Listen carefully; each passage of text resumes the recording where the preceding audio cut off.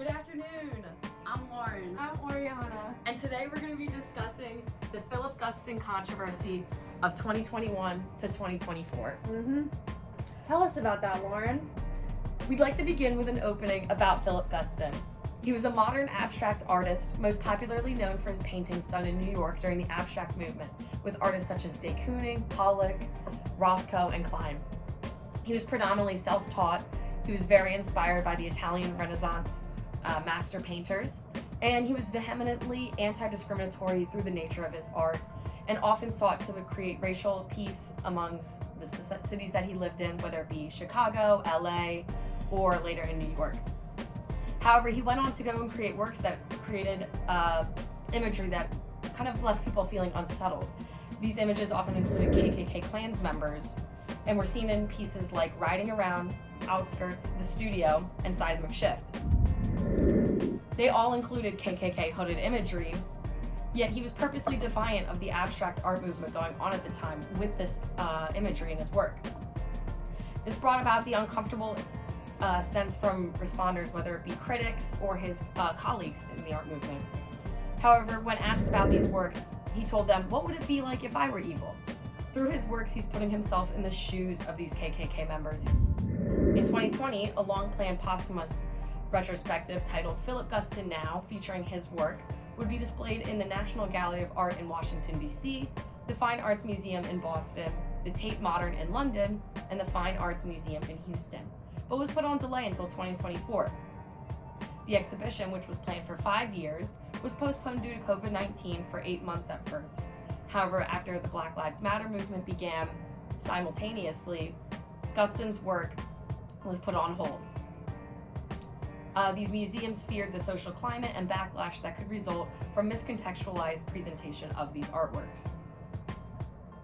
Moving into our argument, I'm here to argue that these museums shouldn't have postponed this movement. The Philip Guston Now Foundation stated that due to the COVID-19 pandemic, it would debut 8 months later. This 8 months could have been time to use to tweak this exhibition, making it more socially and politically relevant, or use the time to better advertise what kind of controversial work members of the society would be seeing in these museums.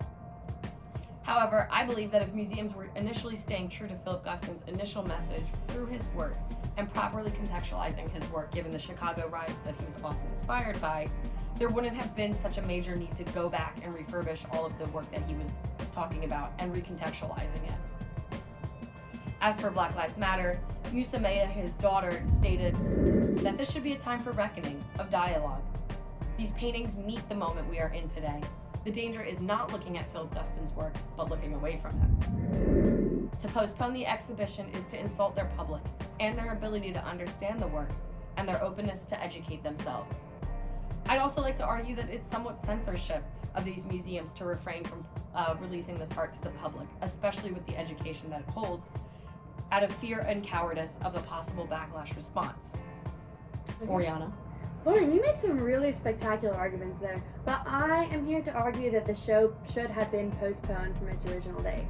While it is imperative that the public learns a nuanced understanding of the history of oppression and the presence of the KKK in the United States, the general public was not at a level of understanding required to critically analyze and not misconstrue or misinterpret the message of Guston. The issue the institutions face can't be fixed overnight or in a few months. It takes a large amount of restructuring and reflection from these museums and institutions to be able to effectively and accurately display the work of Philip Guston. Museums have been historical perpetrators of primarily white, Christian artistic canons and racial discrimination. It is imperative that the museums take the time to create a nuanced and contextualized display of Guston's artwork at a time when tensions are not as high, such as 2020. Okay, Lauren, all yours. So Oriana, you mentioned that the museum needs time to create a more nuanced contextualization of Guston's art to avoid possible backlash. This is rooted in the concept that the public's inherently ignorant in their day-to-day status. However, as we've seen with radical art movements, such as the Just Stop Oil and the souping of the Van Gogh painting, the public will and has recontextualized art in all instances to suit whatever agenda that they're promoting. It's the job of the museum to cater to those with an open mind and an eagerness to learn about these sensitive pieces. Not everyone is so radical as we've seen in the past. The public doesn't need a blanket statement over the exhibition, and it often seems insulting if they were to allow the work to be displayed with statements that would essentially tell the audience, this is not racist, this is not part of the KKK, this is not discriminatory in nature. The public, who I believe is naturally willing to learn, like Musa Mayer explained, doesn't need to be spoon-fed the connection about how it relates to contemporary society's racial issues. You made some really good points there, but let me offer a quick rebuttal. While in an ideal world, I would agree that the public would be able to view Philip Guston's exhibition thoughtfully and truly understand his message, I do not believe that is the case. It is evident through all of the misinformation running rampant online about COVID-19 and the Black Lives Matter movement that many members of the public are not ready to critically interpret controversial art. Rather, they would get upset about something that they do not understand.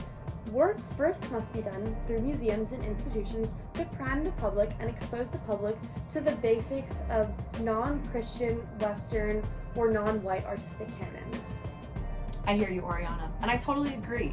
It is scary and daunting to present the public with something so controversial and so unsettling and uncomfortable. Yet by the nature of Guston's work, I think that's why it's the most important to present it. You talked about the canon, and the museums are historical perpetrators of white Christian artists, allowing for this racial discrimination to happen in society.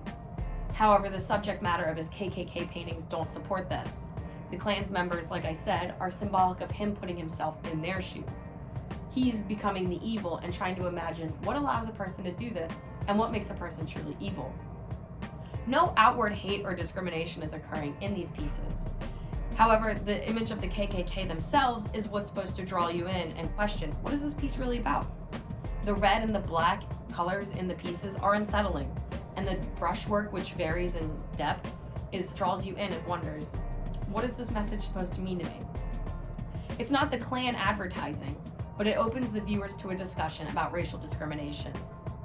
By nature of Guston's background as well, given that he was a Jewish child of immigrants fleeing to America for a better life, in addition to his work being not outwardly discriminatory, Guston's work goes against this traditional white Christian canon that you were previously describing. Do you have any other statements? Yes, I have one more rebuttal.